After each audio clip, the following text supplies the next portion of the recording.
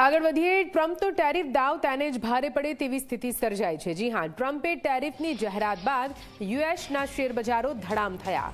Market ઘટના કારણે રોકાણકારોના $2 લાખ કરોડ ધોવાઈ ગયા છે। ટ્રમ્પ ટેરિફના કારણે એશિયાના બજારોમાં પણ મોટું ગાબડું પડ્યું છે।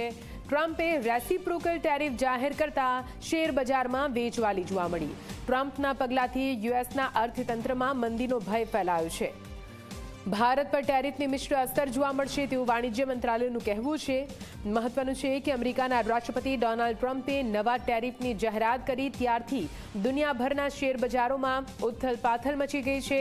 મોટી વાત એ છે કે જ્યારે અમેરિકા નવા ટેરિફથી પોતાની આવક વધારવાની વાત કરી રહ્યું છે ત્યારે અમેરિકાના શેરબજારમાં હાલમાં સમયે ભારે કડાકો જોવા મળી રહ્યો છે।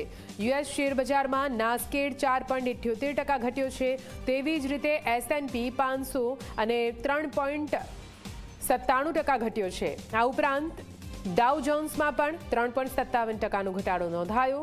મોટી વાત એ છે કે અમેરિકામાં મોટી મલ્ટીનેશનલ કંપનીઓ છે, તેમ છતાં પણ શેરમાં નોંધપાત્ર ઘટાડો થયો છે। નાઇકીની વાત કરીએ તો તેનો શેર પણ 11% તૂટ્યો। તેવી જ રીતે એપલનો શેર પણ 9% ઘટ્યો છે। સેમિકન્ડક્ટર ચિપ બનાવતી કંપનીઓની હાલત તો ખૂબ જ ખરાબ છે। તેમનો સ્ટોક 5% ઘટ્યો છે।